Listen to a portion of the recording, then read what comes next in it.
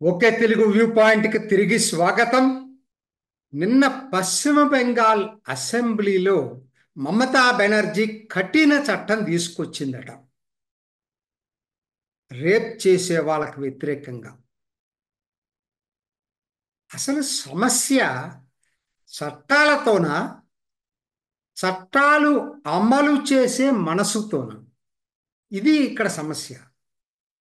పశ్చిమ బెంగాల్లో జరిగింది, ఉన్న చట్టం లేక నిందితులు తప్పించుకున్నారా? ఎందుకంటే చట్టం ఎందుకు? ఇప్పుడు ఇప్పుడు నీకు సమస్య ఏంటి? సమస్య ఒక గవర్నమెంట్ హాస్పిటల్లో 31 ఏళ్ల డాక్టర్ని దారుణంగా రేప్ చేసి మర్డర్ చేస్తే, ఆ హత్య జరిగినటువంటి దాన్ని ఆత్మహత్యగా చిత్రీకరించాలని ప్రయత్నం చేయటం, ఏ ప్రిన్సిపాల్ అయితే దీనికి సహాయపడ్డాడో ఆ ప్రిన్సిపాల్ని సేవ్ చేయాలనే తాపత్రయపడటం, అసలు ఎక్కడైతే ఇది జరిగిందో ఆ క్రైమ్ సీను సాక్ష్యాలు లేకుండా తుడిపేయటం, ఇవండి సమస్య. చట్టం కాదు సమస్య. చట్టంలో ఏముంది?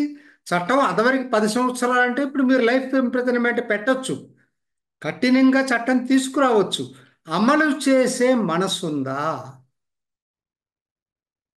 అంతకుముందు కూడా మీరు చేసిన పనులన్నీ చట్టం ఉన్నప్పుడే జరిగినాయి కదా, అప్పుడు అసలు చట్టం లేకుండా లేదు కదా.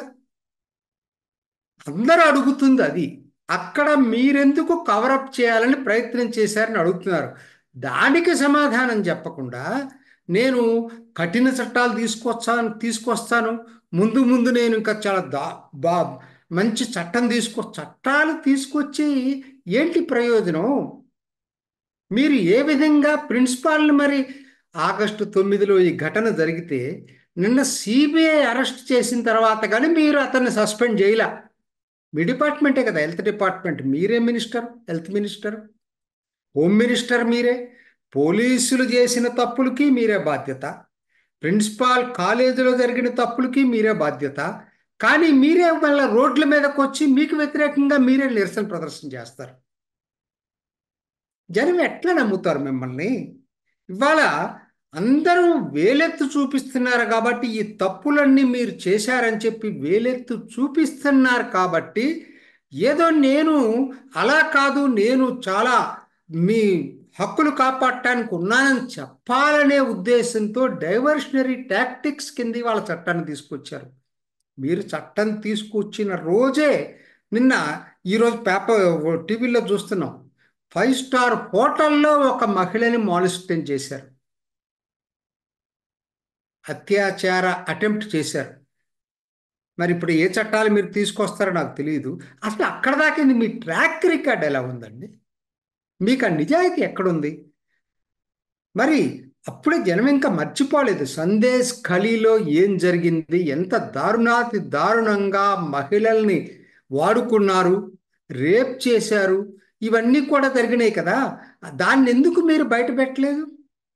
బయట పెట్టిన వాళ్ళ మీద యాక్షన్ ఎందుకు తీసుకున్నారు? అసలు నిందితుడు షేక్ షాజహాన్ని వెనకేసుకెందుకు వచ్చారు? మీకు కనుక చిత్తశుద్ధి ఉంటే చట్టాలు అవసరం లేదండి. అధికారంలో ఉన్న వాళ్ళు ఎలాగైనా చేయొచ్చు. మరి యోగి ఆదిత్యనాథ్ బుల్డోజర్లు పెట్టి ఎందుకు చేశాడు? చట్టాల్లో లేవు అవి. ఉంటే ఉండొచ్చు, దాటిని ఎట్లా ఉపయోగించుకోవాలనేది అది వేరే విషయం. మీరు కొత్త చట్టం తీసుకొస్తున్న సంతోషమే, అమలు చేయాలి కదా. అమలు చేయలేని చట్టాలు ఎందుకని నేను అడుగుతున్నా. ఎక్కడి దాకా ఎందుకండి? నిన్న సుప్రీంకోర్టుకి కేంద్రం అప్పీల్ చేసుకుంది. నిన్న పేపర్లో చూసాం, ఇవాళ పేపర్లో నిన్నటి వార్త అది. ఏంటంటే మీరు మీ ఆదేశాలతోటి సిఐఎస్ఎఫ్ కేంద్ర దళాల్ని మేము ఆర్జికర్ హాస్పిటల్ సూపర్విజన్కి పంపించాము కదా, కానీ మాకు నిస్సహాయకరణ, నాన్ కోఆపరేషన్ చేస్తూ ఉంది మమతా బెనర్జీ అని చెప్పి వాళ్ళు సుప్రీంకోర్టుకు అప్పీల్ చేసుకున్నారు, కంప్లైంట్ పెట్టారు. అందులో 184 మందిలో దాదాపు 80 మంది మహిళా పోలీసులు అయితే వాళ్ళకి అకామిడేషన్ ప్రొవైడ్ చేయదట.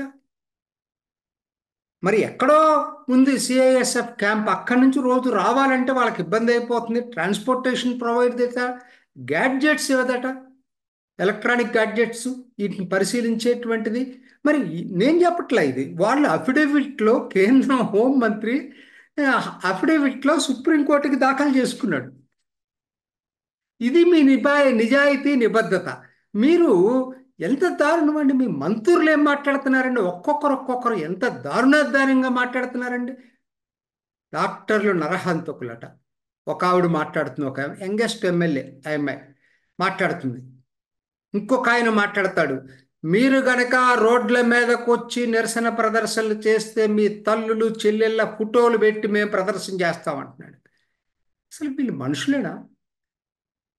ఏం యాక్షన్ తీసుకున్నావు వాళ్ళ మీద? ఏం యాక్షన్ తీసుకున్నావు నువ్వు? అసలు ఉన్న చట్టాలని అమలు చేసావా ముందు? నాకు అది చెప్పు. పాస్కో దీని కింద మీకు ఫాస్ట్ ట్రాక్ కోర్టులు పెట్టమని ఉంది. అన్ని రాష్ట్రాలు పెట్టినాయి ఫాస్ట్ ట్రాక్ కోర్టులు. మీరు ఎందుకు పెట్టలేదండి? మీ నిజాయితీ ఎక్కడ? ఫాస్ట్ ట్రాక్ కోర్టులు పెట్టముంటే ఇప్పుడు సన్నాయి నొక్కులు నొక్కుతున్నారు. మాకు కేంద్రం డబ్బులు ఇవ్వలేదు. డబ్బులు ఉంటే అడిగి ఉండాల్సింది. ఇవాళ ఎందుకు చెప్తున్నావు ఆ మాట? అంటే మీ ట్రాక్ రికార్డ్ బాగలేదండి. హాస్పిటల్స్లో అన్ని చోట్ల ఫుల్గా సీసీటీవీలు ఉన్నాయా? ఎక్కడ? మీరు అదే ఇందా చెప్పాను, సందేశ్ ఖలి కాదండి. ఫస్ట్ మీరు అధికారంలోకి వచ్చినప్పుడు పార్క్ స్ట్రీట్లో జరిగింది మొట్టమొదటి ఘటన. ఆ రోజు నుంచి వరుసగా మీరు వాళ్ళని వెనకేసుకుంటా వస్తున్నారు కాబట్టే రోజు రోజుకి పెరుగుతున్నాయండి. అదేమంటే ఏమంటారు? దేశంలో ఎన్ని వేలు జరుగుతున్నాయి రేపులు, ఏ రాష్ట్రంలో జరగట్లేదు. రేపులు జరగట్లేదని ఎవరనలేదు.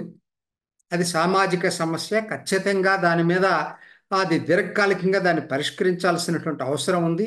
కాకపోతే రేపు జరిగిన తర్వాత మీరు చేస్తున్నటువంటి కవరప్ యాక్షన్స్ ఉన్నాయి చూసారా, దాని మీద ప్రజలు రియాక్ట్ అవుతున్నది మర్చిపోతున్నారు మీరు. మీరు దీన్ని అడ్డం పెట్టుకొని ఎక్కువ రేపులు జరుగుతున్నాయి కాబట్టి నేను చేస్తుంది కరెక్ట్ అని అనుకుంటే మాత్రం కరెక్ట్ కాదు.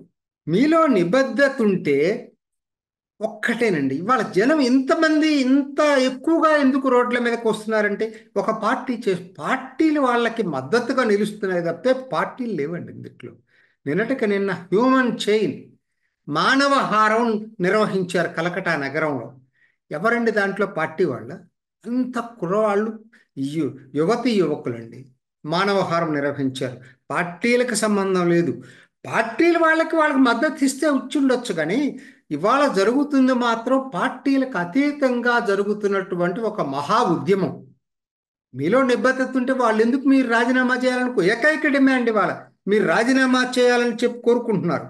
అసలు మీరు మహిళ అయ్యుండి, ఆరోగ్య శాఖ మంత్రి అయ్యుండి, హోంశాఖ మంత్రి అయ్యుండి, ముఖ్యమంత్రి అయ్యుండి, ఒక మహిళకి ఇంతటి దారుణంగా అన్యాయం జరిగితే మీరు ప్రతిస్పందించినటువంటి తీరు మహిళా లోకం సిగ్గుతో తలవించుకోవలసినటువంటి సమయం ఇది.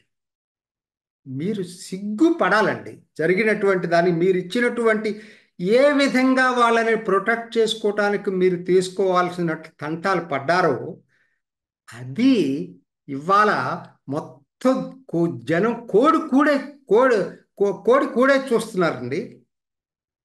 కఠిన చట్టాలు తీసుకురావటం కాదండి, అంత కఠిన చట్టాలు తీసుకొచ్చినంత మాత్రాన మిమ్మల్ని నమ్మే అంత వెర్రిపప్పలు ఇవాళ జనం కాదు.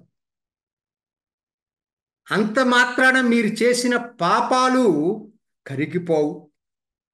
అంత మాత్రాన మీరు చేసిన తప్పులు జనం మర్చిపోరు. మమతాజీ, గౌరవంగా రాజీనామా చేసి తప్పుకోండి. లేకపోతే జనం మిమ్మల్ని తరిమి కొట్టే రోజు మాత్రం ఎంతో దూరంలో లేదని మాత్రం గుర్తుంచుకోండి. ఇది ఈనాటి ఓకే తెలుగు వ్యూ పాయింట్. మరొక ఎపిసోడ్లో మళ్ళీ కలుసుకుందాం. నమస్తే. మీ అభిప్రాయాన్ని కూడా కామెంట్ బాక్స్లో తెలియజేస్తూ ఇలాంటి ఇంట్రెస్టింగ్ అప్డేట్స్ కోసం మా ఛానల్ని సబ్స్క్రైబ్ చేసుకోండి.